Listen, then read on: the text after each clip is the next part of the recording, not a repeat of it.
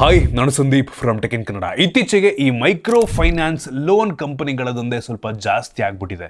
ಇಷ್ಟು ದಿನ ಈ ಚೈನೀಸ್ ಲೋನ್ ಅಪ್ಲಿಕೇಶನ್ಗಳಿಂದ ಎಷ್ಟೋ ಜನ ಪ್ರಾಣವನ್ನು ಬಿಟ್ಟರು, ಎಷ್ಟೋ ಜನ ಕಷ್ಟವನ್ನು ಅನುಭವಿಸಿದ್ರು. ಇದೀಗ ನಮ್ಮ ದೇಶದ್ದೇ ಕೆಲವೊಂದು ಮೈಕ್ರೋ ಫೈನಾನ್ಸ್ ಕಂಪನಿಗಳು, ನಮ್ಮ ದೇಶದ್ದೇ ಕೆಲವು ಜನರಿಂದ ಎಷ್ಟೋ ಕಡೆ ಜನ ಪ್ರಾಣವನ್ನು ಕಳ್ಕೊತಾ ಇದ್ದಾರೆ, ತೊಂದರೆಯನ್ನು ಅನುಭವಿಸ್ತಾ ಇದ್ದಾರೆ.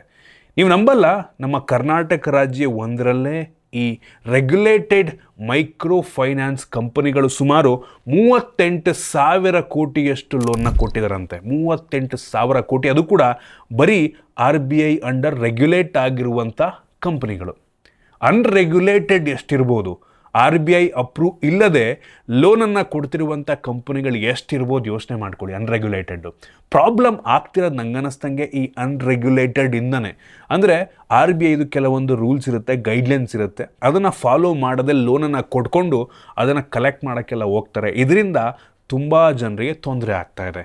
ಮತ್ತು ಇವರೇನು ಲೋನ್ನ ಕೊಡ್ತಾರೆ ಸುಮಾರು 19-30% ಬಡ್ಡಿ ದರದಲ್ಲಿ ಕೊಡೋದಂತೆ. 19-30% ಆ್ಯನ್ಯುವಲ್ ಬಡ್ಡಿ ದರ, ಅಂದರೆ ವಾರ್ಷಿಕ ಬಡ್ಡಿ ದರ ಅಂದರೆ ತುಂಬ ಜಾಸ್ತಿ. ತಿಂಗಳಿಗೆ ಹತ್ತತ್ರ 2-2.5 ರೂಪಾಯಿ ರೇಂಜಲ್ಲಿ ಬರುತ್ತೆ.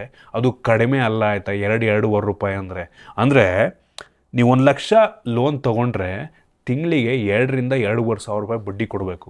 ಅದು ತುಂಬ ಸಣ್ಣ ಅಮೌಂಟ್ ಅಲ್ಲ. ಹಳ್ಳಿಯಲ್ಲಿರುವಂಥ ಕೆಲವು ಜನರಿಗದಂತೂ ತುಂಬ ದೊಡ್ಡ ಅಮೌಂಟೇ. ಪ್ರಾಬ್ಲಮ್ ಎಲ್ಲಪ್ಪ ಆಗ್ತಾ ಇರೋದು ಅಂತ ಅಂದರೆ, ಈ ಒಂದು ಮೈಕ್ರೋ ಫೈನಾನ್ಸ್ ಕಂಪನಿಗಳು ಹಳ್ಳಿಯ ಜನರನ್ನೇ ಯಾಕಪ್ಪ ಟಾರ್ಗೆಟ್ ಮಾಡ್ತಾ ಇದ್ದಾರೆ. ಸಿಟಿಯಲ್ಲಿ ಸ್ವಲ್ಪ ಕಡಿಮೆ ಆಯಿತಾ. ಸಿಟಿಲಿ ಯಾಕಪ್ಪ ಕಡಿಮೆ ಅಂದರೆ, ಮೋಸ್ಟ್ಲಿ ಇಲ್ಲಿ ಜನ ಸ್ವಲ್ಪ ಎಜುಕೇಟೆಡ್ ಆಗಿರ್ತಾರೆ, ಸ್ವಲ್ಪ ತಿಳ್ಕೊಂಡಿರ್ತಾರೆ, ಅದ್ರ ಬಗ್ಗೆ ರೂಲ್ಸ್ ರೆಗ್ಯುಲೇಷನ್ ಬಗ್ಗೆ ಗೊತ್ತಿರುತ್ತೆ ಅನ್ನೋ ಒಂದು ಕಾರಣ ಆಗಿರ್ಬೋದು. ಅಥವಾ ಇಲ್ಲಿಯ ಜನರಿಗೆ ಮೈಕ್ರೋ ಫೈನಾನ್ಸ್ನ ಅವಶ್ಯಕತೆ ಇಲ್ಲ, ಇಲ್ಲಿರೋರಿಗೆ ಸ್ವಲ್ಪ ಜಾಸ್ತಿ ದುಡ್ಡಿನ ಅವಶ್ಯಕತೆ ಇರುತ್ತೆ. ಈ ಮೈಕ್ರೋ ಫೈನಾನ್ಸ್ ಕಂಪ್ನಿಗಳು ಲೋನ್ ಕೊಡೋದು 1 ಲಕ್ಷ ರೂಪಾಯಿಗಿಂತ ಕಡಿಮೆ ಅಮೌಂಟನ್ನು, 20,000, 30,000, 50,000, 60,000, 70,000, 80,000 ಈ ರೀತಿ 1 ಲಕ್ಷಕ್ಕಿಂತ ಜಾಸ್ತಿ ಯೂಶಲಿ ಕೊಡೋದಕ್ಕೆ ಹೋಗಲ್ಲ. ಸಣ್ಣ ಅಮೌಂಟನ್ನು ಹಳ್ಳಿಯಲ್ಲಿರುವಂಥ ಅವಶ್ಯಕತೆ ಇರುವಂಥ ಜನರಿಗೆ ಕೊಡ್ತಾರೆ. ಇವ್ರು ಹೆಂಗಪ್ಪ ಅಂತ ಅಂದರೆ, ಹಳ್ಳಿಗಳಲ್ಲಿ ನೋಡ್ಕೋತಾರೆ ಆಯಿತಾ, ಯಾರಿಗೆ ತುಂಬ ಅವಶ್ಯಕತೆ ಇರುತ್ತೆ ಲೋನು, ಅವ್ರಿಗೆ ಕೊಡೋಕ್ಕಾಗತ್ತಾ ಇಲ್ವಾ ಅನ್ನೋದು ಕೂಡ ನೋಡಲ್ಲ ಆಯಿತಾ. ಯೂಶಲಿ ಹಳ್ಳಿಗಳಲ್ಲಿ ಹೆಂಗಪ್ಪ ಅಂತ ಅಂದರೆ, ಈ ಜಮೀನ್ ಮೇಲೆ ಬ್ಯಾಂಕ್ಗಳು ತುಂಬ ಈಸಿಯಾಗಿ ಲೋನ್ ಕೊಡಲ್ಲ ಆಯಿತಾ. ರೀಪೇಮೆಂಟ್ ಮಾಡೋದಕ್ಕಾಗಲ್ವೋ ಇಲ್ವೋ ಅದನ್ನು ಕೊಲ್ಯಾಟ್ರಲ್ ಆಗಿ ತೊಗೊಂಡು ಕೂಡ ಹಳ್ಳಿಯ ರೈತರಿಗೆ ಬ್ಯಾಂಕ್ಗಳು ಲೋನ್ ಕೊಡಲ್ಲ. ಅದೇ ಪ್ರಾಬ್ಲಮ್ ಆಯಿತಾ, ಕೈ ಸಾಲ ಮಾಡ್ತಾರೆ. ಈ ರೀತಿ ಮೈಕ್ರೋ ಫೈನಾನ್ಸ್ ಕಂಪ್ನಿಗಳು ಯಾವುದೇ ಕೊಲ್ಯಾಟ್ರಲ್ ಅಂದರೆ ಯಾವುದೇ ಶ್ಯೂರಿಟಿ ಇಸ್ಕೊಳ್ದೆ ಲೋನ್ ಕೊಟ್ಬಿಡ್ತಾರೆ ಈಸಿಯಾಗಿ. ಯಾವುದೇ ಡಾಕ್ಯುಮೆಂಟೇಷನ್ ಏನೂ ಇರಲ್ಲ ಗುರು, ಸುಮ್ಮನೆ ಸಣ್ಣ ಪುಟ್ಟ ಸಿಗ್ನೇಚರ್ ಹಾಕ್ಸ್ಕೊಂಬಿಟ್ಟು ಲೋನ್ ಕೊಟ್ಬಿಡ್ತಾರೆ.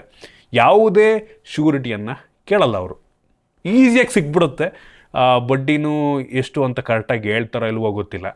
ಜನ ತುಂಬ ಈಸಿಯಾಗಿ ದುಡ್ಡು ಸಿಕ್ತು ಅಂದ್ಬಿಟ್ಟು ಹಳ್ಳಿಗಳಲ್ಲಿ ತಗೊಂಬಿಡ್ತಾರೆ. ಸರಿಯಾಗಿ 1 ತಿಂಗಳು ಬಡ್ಡಿ ಕಟ್ಟಿಲ್ಲ ಅಂದರೂ ಮನೆ ಹತ್ರಕ್ಕೆ ಬಂದ್ಬಿಡ್ತಾರೆ. ಅದೇ ಪ್ರಾಬ್ಲಮ್ ನೋಡಿ.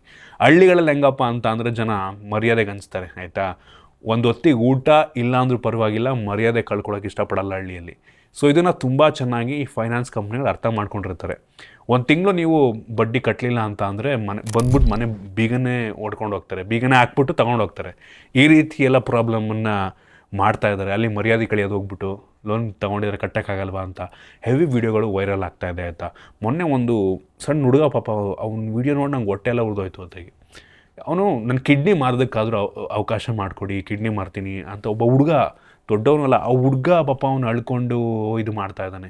ದಯವಿಟ್ಟು ನಂಗೆ ಕಿಡ್ನಿ ಮಾರ್ಕೊಡೋ ಅವಕಾಶ ಮಾಡಿಕೊಡಿಸಿ ಸರ್. ಈ ರೀತಿ ಅನೇಕ ಮೈಕ್ರೋ ಫೈನಾನ್ಸ್ ಕಂಪನಿಗಳು ಮಿಸ್ಯೂಸ್ ಮಾಡ್ಕೋತಾ ಇದ್ದಾವೆ ಆಯಿತಾ. ಅದರಲ್ಲಿ ಹೇಳ್ತೀನಲ್ಲ, ಅನ್ರೆಗ್ಯುಲೇಟೆಡ್, ಅವರಿಗೆ ಅಥಾರಿಟಿನೇ ಇರಲ್ಲ ಬಂದ್ಬಿಟ್ಟು ಆ ಥರ ಮನೆಗೆ ಬಂದ್ಬಿಟ್ಟು ಕಲೆಕ್ಟ್ ಮಾಡ್ಕೊಳ್ಳೋದಕ್ಕೆ.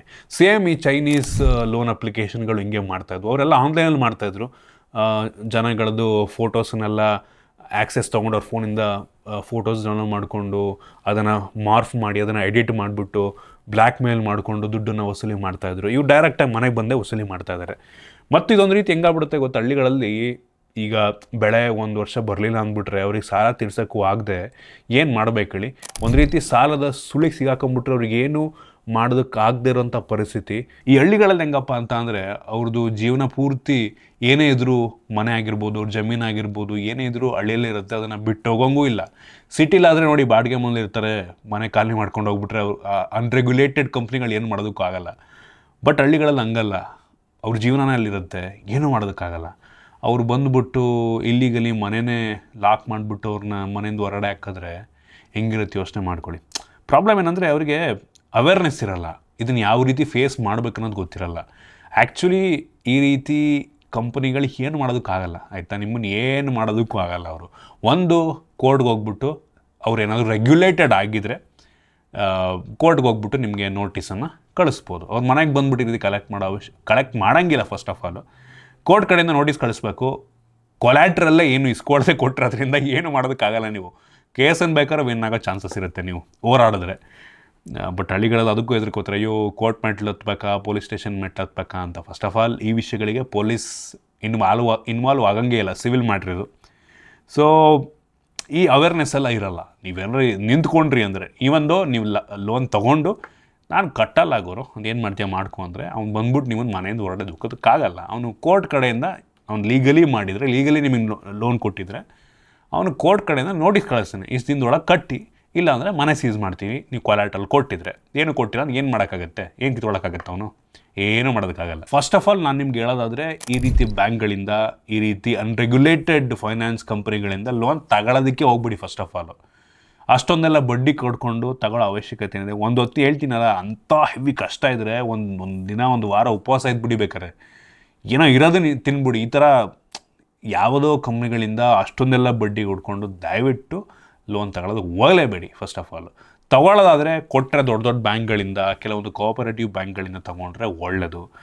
ನಿಮ್ಮ ಮನೆ ಅಡ ಇಟ್ಟಾದರೂ ತೊಗೊಳ್ಳಿ, ನಿಮಗೆ ಸಾಲವನ್ನು ತೀರಿಸುವಂಥ ಕೆಪಾಸಿಟಿ ಇದೆ ಅಂದರೆ. ನಿಮ್ಮ ಸಾಮರ್ಥ್ಯಕ್ಕಿಂತ ಹೆಚ್ಚಿನ ಲೋನ್ನ ದಯವಿಟ್ಟು ತಗೊಳಕ್ಕೆ ಹೋಗ್ಬಿಡಿ. ನಿಮ್ಮ ಹಳ್ಳಿಯಲ್ಲಿರುವಂಥ ಜನರಿಗೆ ಇದ್ರ ಬಗ್ಗೆ ಅವೇರ್ನೆಸ್ಸನ್ನು ಮೂಡಿಸಿ. ಈ ರೀತಿ ಕಂಪ್ನಿಗಳು, ಈ ರೀತಿ ಕೆಲವೊಂದು ಫೈನಾನ್ಸ್ ಬ್ಯಾಂಕ್ಗಳು ಮಿಸ್ಯೂಸ್ ಮಾಡ್ಕೋತವೆ, ಜನರ ವೀಕ್ನೆಸ್ಸನ್ನು ಮಿಸ್ಯೂಸ್ ಮಾಡ್ಕೋತಾರೆ. ಅವ್ರಿಗೆ ಎಜುಕೇಟ್ ಮಾಡಿದ್ರೆ ಅವರಿಗೆ ಒಂದು ಐಡಿಯಾ ಬರುತ್ತೆ ಆಯಿತಾ. ಸೊ ಅದರಿಂದ ಅವೇರ್ನೆಸ್ ಮೂಡಿಸಿ ಎಲ್ರಿಗೂ. ಚೈನೀಸ್ ಕಂಪ್ನಿಗಳೇ ನೋಡಿ ಅದು ಬೇರೆ ದೇಶದ್ದು ಜನಗಳಂತ ಅನ್ಬೋದು, ನಮ್ಮ ದೇಶದ ಜನರೇ ಈ ರೀತಿ ಮಾಡಿಬಿಟ್ರೆ. ಮತ್ತು ಇನ್ನೊಂದು ಏನು ಗೊತ್ತಾ ಪ್ರಾಬ್ಲಮ್ ಏನಂದರೆ, ಈ ರೀತಿ ಮೈಕ್ರೋ ಫೈನಾನ್ಸ್ ಕಂಪ್ನಿಗಳೆಲ್ಲ ಅಷ್ಟು ಈಸಿಯಾಗಿ ಈ ರೀತಿ ದಂಧೆ ನಡೆಸೋಕ್ಕಾಗಲ್ಲ. ಈ ಮೈಕ್ರೋ ಫೈನಾನ್ಸ್ ಕಂಪ್ನಿಗಳು ಈ ರಾಜಕಾರಣಿಗಳಿಗೆ, ಸುತ್ತಮುತ್ತ ಇರುವಂಥ ಪೊಲೀಸ್ಗಳಿಗೂ ಸಹ ದುಡ್ಡನ್ನು ಕೊಡ್ತಾ ಇರ್ತಾರೆ. ನಮಗೆ ಗೊತ್ತಾಗಲ್ಲ ಅಷ್ಟೇ, ಒಳಗಡೆ ದುಡ್ಡು ಹೋಗ್ತಾ ಇರುತ್ತೆ ಅವ್ರಿಗೆ. ಅಷ್ಟಿಲ್ಲದೆ ಇವ್ರು ಇದನ್ನ ನಡೆಸ್ತಾರೆ ಅಂತ ನಿಮ್ಗೆ ಅನಿಸುತ್ತಾ? 100% ಇಲ್ಲ, ಅವ್ರಿಗೆಲ್ಲ ದುಡ್ಡು ಹೋಗ್ತಿರುತ್ತೆ. ಕೆಲವು ಕಡೆ ಈ ರೀತಿ ಮೈಕ್ರೋ ಫೈನಾನ್ಸ್ ಕಂಪನಿಗಳಿಗೆ ರಾಜಕಾರಣಿಗಳದ್ದು, ದೊಡ್ಡ ದೊಡ್ಡ ಅಧಿಕಾರಿಗಳದ್ದು ಇನ್ವೆಸ್ಟ್ಮೆಂಟ್ ಇರುತ್ತೆ. ಅವ್ರ ದುಡ್ಡನ್ನೇ ಸಾಲ ಕೊಡ್ತಾರೆ, ಎಷ್ಟೋ ಕಡೆ ರಿಕವರಿ ಮಾಡಬೇಕಲ್ಲ ಆ ದುಡ್ಡನ್ನೇ. ಸೊ ಇದರ ಕೆಳಗಡೆ ಮೋಸ್ಟ್ಲಿ ದೊಡ್ಡ ದೊಡ್ಡ ವ್ಯಕ್ತಿಗಳು, ರಾಜಕಾರಣಿಗಳ ಒಂದು ಕೈವಾಡ ಇದ್ದರೂ ಇರಬಹುದು ಆಯಿತಾ. ಆಬ್ವಿಯಸ್ಲಿ ಅಷ್ಟಿಲ್ಲೇ ನಡ್ಸೋಕ್ಕಾಗುತ್ತಾ ಈ ಥರ ಎಲ್ಲ? ನೋಡೋಣ ಇನ್ನೂ ಏನೇನಾಗುತ್ತೆ. ಒಟ್ಟಿಗೆ ಜನರಿಗೆ ನೋಡ್ರಪ್ಪ, ನಿಮಗೆ ಗೊತ್ತಿರೋರಿಗೆ ಇದ್ರ ಬಗ್ಗೆ ಅವೇರ್ನೆಸ್ಸನ್ನು ಮೂಡಿಸಿ ಅಷ್ಟೇ, ಬೇರೆ ಏನೂ ಇಲ್ಲ. ಐ ಹೋಪ್ ನಿಮಗೆ ಈ ವಿಡಿಯೋ ಇಷ್ಟ ಆಗಿದೆ, ಕೆಲವೊಂದು ಹೊಸ ಇನ್ಫಾರ್ಮೇಷನ್ ತಿಳ್ಕೊಂಡಿದ್ದೀರಾ ಅಂತ ಅನ್ಕೋತೀನಿ. ಇಷ್ಟ ಆಗಿದ್ದರೆ ಲೈಕ್ ಮಾಡಿ, ಶೇರ್ ಮಾಡಿ. ಇದೇ ರೀತಿ ನಮ್ಮ ಬೇರೆ ಬೇರೆ ವಿಡಿಯೋಗಳಿಗೆ ನಮ್ಮ tech in Kannada YouTube channel subscribe ಮಾಡ್ಕೊಂಡಿಲ್ಲ ಅಂದರೆ ಈಗಲೇ ಸಬ್ಸ್ಕ್ರೈಬ್ ಮಾಡ್ಕೊಳ್ಳಿ ಮತ್ತು ಬೆಲ್ ಐಕಾನ್ ಕೂಡ ಕ್ಲಿಕ್ ಮಾಡ್ಬೋದು. ಸಿಗೋಣ ಮತ್ತೆ ಮುಂದಿನ ವಿಡಿಯೋದಲ್ಲಿ.